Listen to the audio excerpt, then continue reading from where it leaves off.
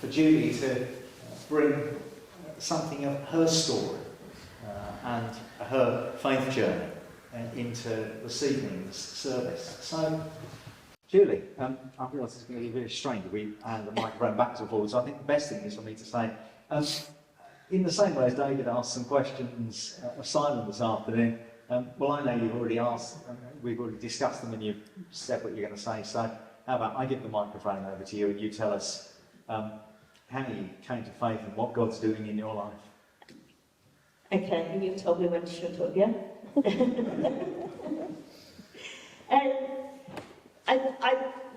As a baby, I was adopted into a Methodist family, and that family attended our town centre church. My parents were really involved in the church. They were Sunday school leaders. So Methodism had always been part of my life. Being adopted had a significant impact on my life, and there were things within that family that perhaps I would rather have not happened.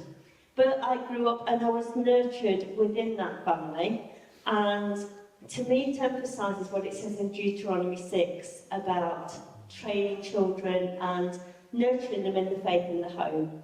Because despite everything that happened, I was taught the discipline of prayer at bedtime. I was taught Bible stories. I was taken along to church. I was sent to Sunday school. So there was lots of things that shaped me within that.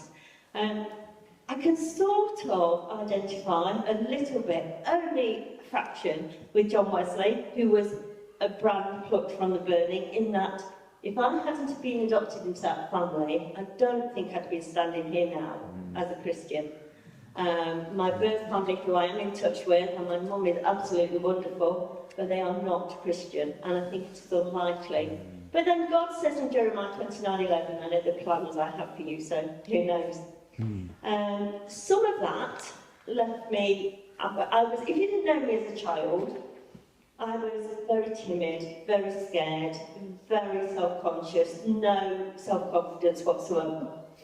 But I believe that God had his hand in my life from that start, and took me from that person to the person I am today, with lots of interventions from people along the way. For me, particularly as a teenager, probably into my 30s, God was a big bad policeman in the sky, waiting to hit me over the head with a truncheon every time I messed up, which was pretty often, really.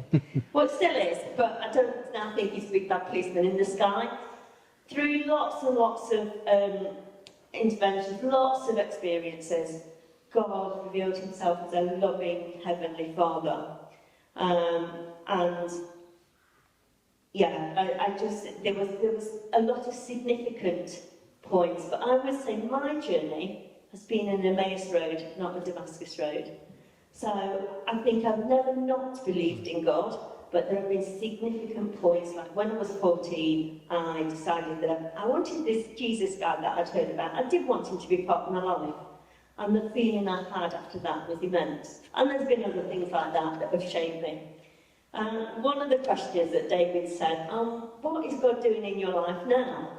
Well, God has taken me so far out of my comfort zone.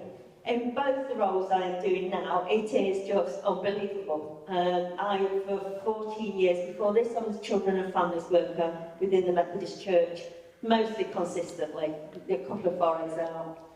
I knew what I was doing with that, and I can do that. I can do open the book. Curator of a museum, not quite so sure. And church and community worker, doing much of the role of what our presbyters do, but not a presbyter, can I say. Yeah, very much out of my comfort zone. So God is using all the experiences that he's taken me through in my life and still shaping me. Even this close to retirement, he is still shaping me into the role he wants me to be. And I think one of the other things David said was, if you could say one thing to people, what would it be? It is that whatever circumstances we find ourselves in, we are loved, we are valued, and we are precious to God. And it's my deepest desire that everybody knows that, and knows that abundant love and that abundant life that can be theirs.